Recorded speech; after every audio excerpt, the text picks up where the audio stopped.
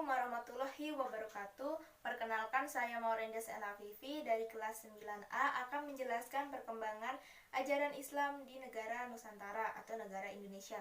Yang pertama, proses masuknya ajaran Islam di Nusantara.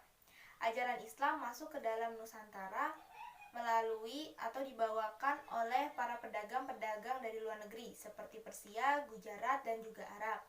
Pada abad ke-7 dan abad ke-8, Malaka sudah sering disinggahi oleh para pedagang-pedagang dari negara tersebut. Dan pada abad ke-11 dan juga 13, ajaran Islam mengalami perkembangan yang sangat pesat.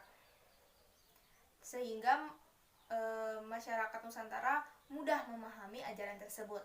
Kemudian pada abad ke-15 dan juga ke-16, ajaran Islam juga semakin berkembang pesat dan juga sudah mulai disebarkan oleh masyarakat Nusantara itu sendiri. Dan yang baru saja masuk Islam. Kemudian selain dari masyarakat itu sendiri, ada juga dari para wali dan juga dari negara-negara asing, orang-orang dari negara asing. Kemudian siapa aja sih yang membawakan ajaran Islam di Indonesia ataupun Nusantara? Berikut adalah pendapat dari orang-orang ahli tentang penyebar ajaran Islam di Indonesia. Yang pertama, menurut Thomas W. Arnold bahwa menyatakan ajaran Islam disampaikan atau dibawakan oleh orang Arab. Hal itu dibuktikan karena adanya perkampungan orang-orang Arab dan juga ditemukannya makam Muslim yang berada di pantai barat Sumatera. Dan yang kedua, menurut Snook Hokronje, penyebar agama Islam di Nusantara adalah dari orang India. Dibuktikan adanya batu nisan yang terdapat di makam Malik Al-Saleh. Kemudian yang ketiga, menurut Husain Jayadiningrat menjelaskan atau menerangkan bahwa pembawa ajaran Islam itu dari orang Persia. Dibuktikannya adanya perubahan ejaan dari Arab menuju ke Persia. Mereka singgah atau bahkan menetap di Nusantara. Pada saat itu juga mereka menyebarkan ajaran Islam di Nusantara. Kemudian ada 6 jalur yang membuat ajaran Islam bisa masuk ke wilayah Nusantara. Yang pertama, jalur pernikahan. Para pedagang tadi yang tinggal atau bahkan menetap selamanya di Nusantara menikahi salah satu masyarakat di Nusantara, sehingga menghasilkan keturunan yang bisa saja menikahi bangsawan atau kerajaan, sehingga kerajaan berubah corak menjadi Islam dan lambat laun menganut agama Islam. Yang kedua, melalui jalur pendidikan. Mereka membuat pondok pesantren yang dipimpin oleh ulama ataupun kiai. Pondok pesantren ini sifatnya sangat terbuka bagi kalangan usia, tidak mengenal usia ataupun gender. Dari anak-anak, remaja, dewasa, ataupun yang sudah tua bisa ikut ke dalam pondok pesantren ini. Setelah mereka mendapatkan ilmu pengetahuan di sana, mereka bisa pulang ke kampung halaman mereka, menyebarkan agama Islam yang mereka dapat, dan kemudian berdakwah di sana. Ya, terus yang ketiga, jalur perdagangan. Dalam misi perdagangan, para rombongan pedagang biasa diikuti oleh ulama yang bertugas untuk membina mental para pedagang atau rombongan pedagang tersebut. Kemudian ada juga tasawuf. Tasawuf itu dipimpin oleh sufi ataupun dai. Metode ini dilakukan dengan cara menarik simpati masyarakat Nusantara yang cenderung moderat, sehingga mudah dimengerti dan mudah diterima oleh orang-orang yang mau belajar agama Islam.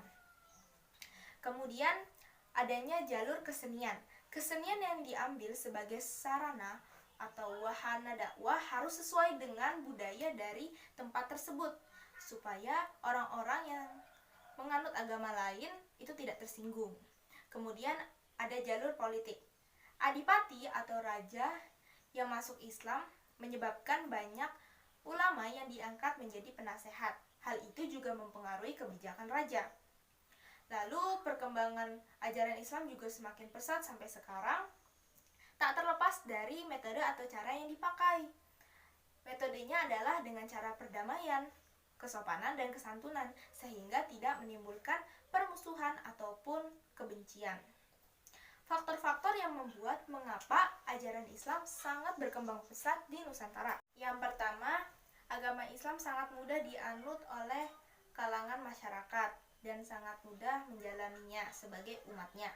Yang kedua, penyampaian dakwah ataupun ceramah dari dai ataupun ulama dilakukan dengan cara yang sangat istimewa, simpatik, dan juga menarik.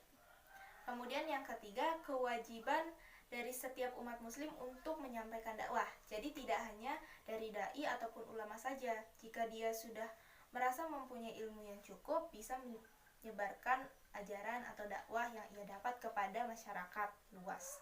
Kemudian yang terakhir, budaya Indonesia yang cocok dengan agama Islam ini, sehingga tidak memandang manusia dari segi gelar ataupun jabatan. Kemudian ada 3 fase perkembangan ajaran Islam. Yang pertama itu adalah masuknya pedagang di wilayah Nusantara, dan yang kedua dibentuknya komunitas Islam di wilayah Nusantara, dan yang ketiga berdirinya kerajaan-kerajaan Islam di wilayah Nusantara. Lalu contoh-contoh kerajaan Islam di Nusantara apa aja sih? Ada dari Pulau Jawa, ada Pulau Sumatera, dan juga Pulau Sulawesi. Pulau Jawa ada Kerajaan Demak. Jadi, runtuhnya Kerajaan Majapahit merupakan faktor utama terbentuknya Kerajaan Demak yang dipimpin oleh Raden Fatah pada tahun 1900 sampai 1918 Masehi di Bintoro. Awalnya, para ulama atau rombongan dai yang biasa disebut Wali Songo ini masuk ke dalam Jawa ketika masyarakatnya sebagian besar masih menganut budaya Buddha dan juga Hindu, sehingga mereka menggunakan metode perdamaian, kesopanan, dan kesantunan untuk menyebarkan agama Islam supaya tidak menyinggung agama lain yang dianut orang-orang di sana. Di antaranya Wali Songo adalah Sunan Ampel, Sunan Gresik, Sunan Giri, Sunan Derajat, dan Sunan Bonang yang makamnya berada di Jawa Tengah. Kemudian ada Sunan Kalijaga, Sunan Muria, dan juga Sunan Kudus yang makamnya berada di Jawa Tengah. Kelima Sunan tadi ada di Jawa Timur. Kemudian ada Sunan Gunung Jati yang makamnya berada di Jawa Barat. Wali Songo sangat mendukung Raden Fatah untuk menyebarkan agama Islam dan membuat pesantren di daerah Gelagahwangi. Kemudian akibat runtuhnya Majapahit tersebut juga menyebabkan munculnya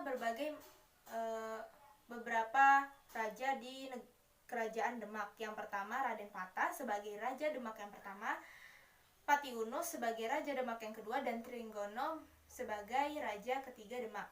Kemudian di Sumatera ada Kerajaan Samudrapasai yang dibangun tahun 1621 yang dipimpin oleh Sultan Al-Malik Al-Saleh. Kemudian ia menikah dengan Ganggang Sari yang berasal dari kerajaan bangsawan juga. Kemudian ada juga kerajaan yang berasal dari Pulau Sulawesi, yaitu Kerajaan Goa Talo. Awalnya Kerajaan Goa Talo ini adalah 2 kerajaan yang terpisah, Goa dan Talo. Goa dipimpin oleh raja yang bernama Daeng, dan juga Kerajaan Talo yang dipimpin oleh Karaeng. Kedua raja ini kemudian masuk Islam dan bergelar Sultan Abdullah dan Alauddin. Kemudian pada abad ke-16, 2 kerajaan ini bersatu menjadi satu kerajaan yang bernama Kerajaan Makassar yang dipimpin oleh Alauddin. Hikmah kita belajar perkembangan Islam ini adalah satu, kita bisa meningkatkan iman dan ketakwaan kita kepada Allah Subhanahu wa taala. Kemudian kita bisa mengetahui dan menghargai perjuangan tokoh-tokoh dan pahlawan Islam dalam menyebarkan agama, dan kemudian menjadikan mereka sebagai suri tauladan yang baik buat kita semua, dan tentunya sebagai pemacu kita untuk menjadi pribadi yang lebih baik lagi. Sekian dari saya. Wassalamualaikum warahmatullahi wabarakatuh.